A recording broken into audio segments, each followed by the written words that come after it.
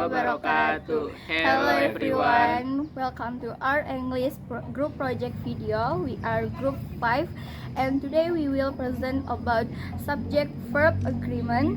Let us introduce ourselves first. My name is Kansa Sitkia. My name is Muhammad Adib. My name is Fauzi Firmansyah. And my friend is Bara Basyar Bani, Muhammad Zaidan Al-Hafiz, and Safira Mulyana Sari. We hope you enjoy our presentation. Let's get started. I will explain about material description. Written expression in the second part of TOEFL in the session of structure and written expression.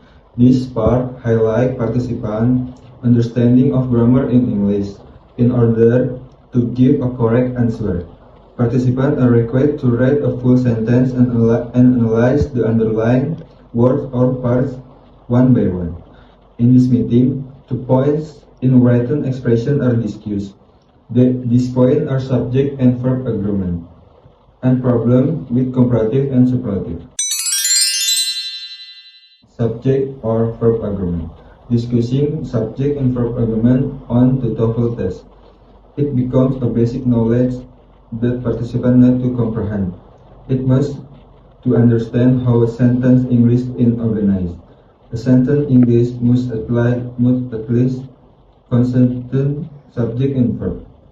Jadi, subject verb agreement adalah peraturan umum grammar yang membuat subjek dan verb kalimat harus saling menyesuaikan. Penyesuaian ini tidak terbatas pada penyesuaian noun atau pronoun dan verb saja, tapi juga number atau quantifiers dan verb. Example, Robert gets a scholarship.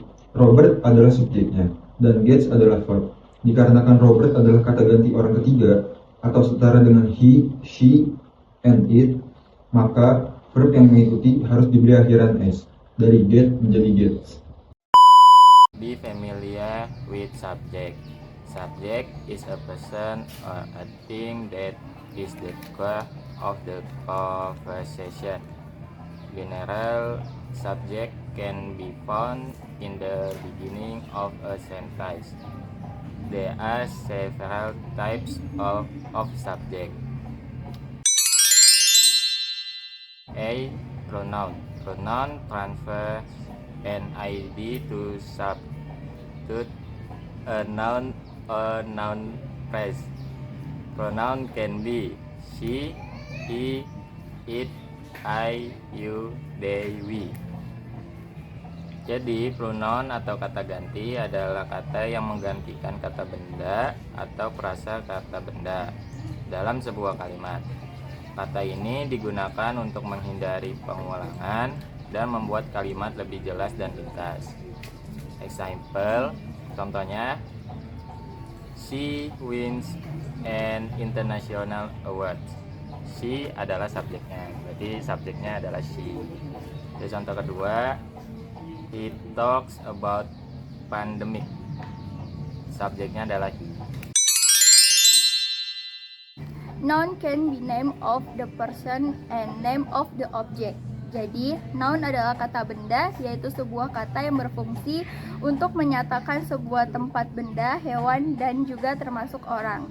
Noun sering menjadi subjek atau objek dalam sebuah kalimat. Example, Arnold cooks pasta.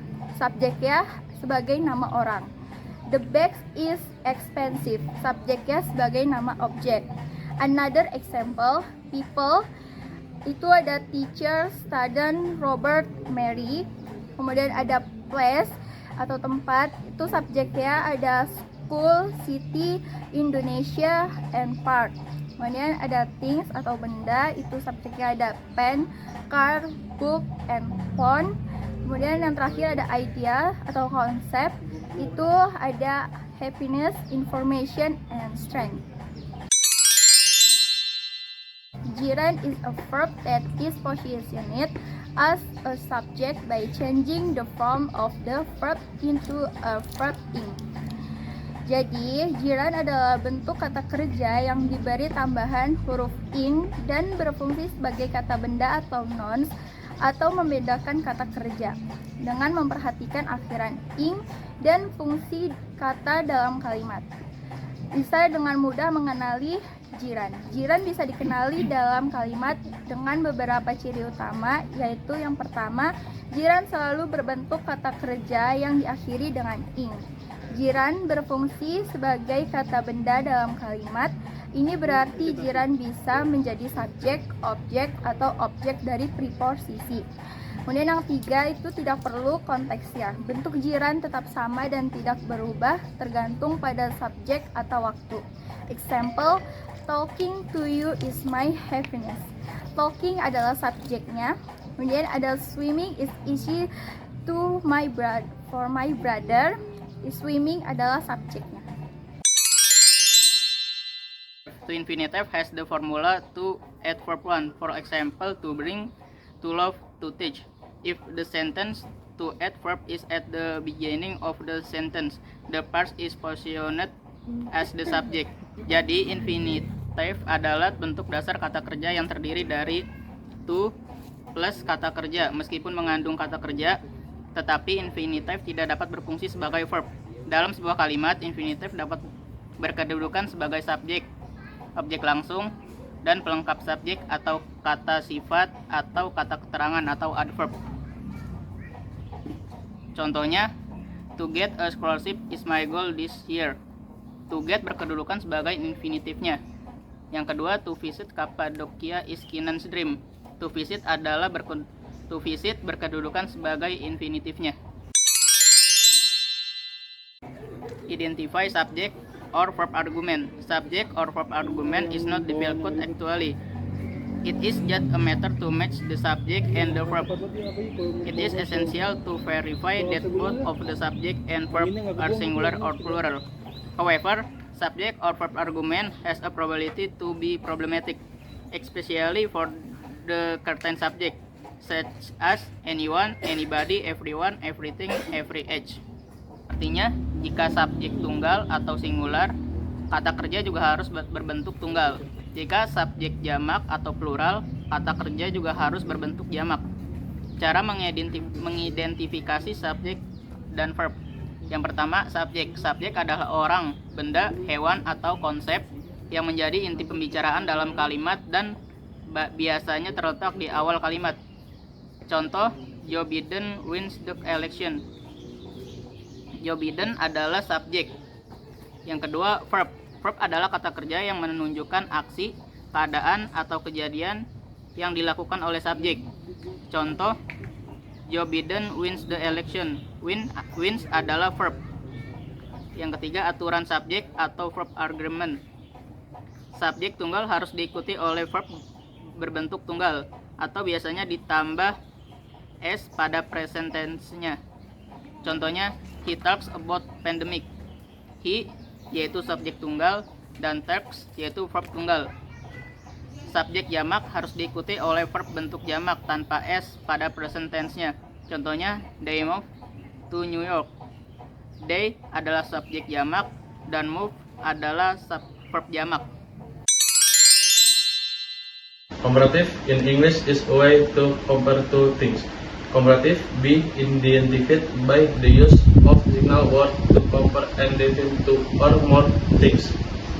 Comparative sentences are usually indirected by the word than. Adjective atau verb ditambah or than atau more ditambah adjective atau verb than. Jadi, komparatif merupakan istilah yang digunakan untuk membandingkan dua hal yang orang berbeda, orang, benda, hewan, atau lainnya. Dalam perbandingan ini terjadi perubahan pada adjektif atau kata sifat dan adverb atau kata keterangan.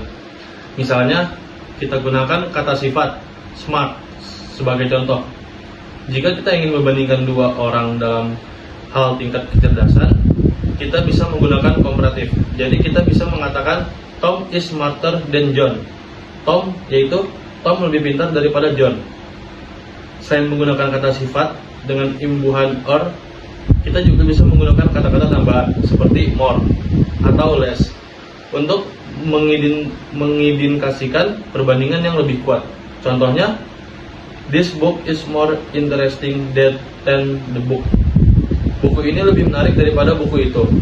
Di sini kita menggunakan kata more. sebelum sifat interesting untuk menunjukkan bahwa buku pertama lebih menarik daripada buku kedua. Another example. Yang pertama ada Singapore is smaller than South Korea. Smaller adjektif menjadi smaller, yaitu komparatif. Yang kedua ada Bella headed is taller than Gigi height. Tell yaitu adjektif menjadi taller, komparatif. Yang ketiga ada Hannah's parents are older than mine, yaitu old yaitu adjektif menjadi older, yaitu komparatif. Superlative are used to designate an object that is at the upper or lower limit of a quality. In superlative sentence, the subject is compared to a group of objects. The ditambah adjektif ditambah s or the most ditambah adjektif. Jadi superlatif digunakan untuk menyatakan sesuatu yang paling di antara sesuatu lainnya. Ada dua bentuk, yaitu bentuk yang diakhiri oleh imbuhan s dan bentuk yang diawali dengan imbuhan most. Biasanya superlative degree digunakan untuk membandingkan lebih dari dua objek atau orang. Bentuk superlatif terbagi menjadi dua, yaitu superlative degree s, yaitu superlative degree yang diakhiri dengan imbuhan s. Biasanya yang menggunakan bentuk s adalah superlative degree adjektif dan adverb yang memiliki satu suku kata, contoh big jadi biggest. Kedua, superlative degree the most. Biasanya yang menggunakan the most adalah superlative degree yang memiliki lebih dari satu suku kata, contoh beautiful menjadi the most beautiful. Another example. Pertama, Singapore is the smallest country in Asia. Small adjective menjadi the smallest, superlatif. Kedua, Bella Hadid is tallest girl in Hadid family. Tall adjective menjadi tallest, superlatif. Ketiga, Hannah parents are the oldest on in my neighborhood. Old adjektif menjadi oldest, superatif. That's the end of our presentation. Thank you so much for watching. We hope you learned something new today. See you next time and goodbye. Wassalamualaikum warahmatullahi wabarakatuh.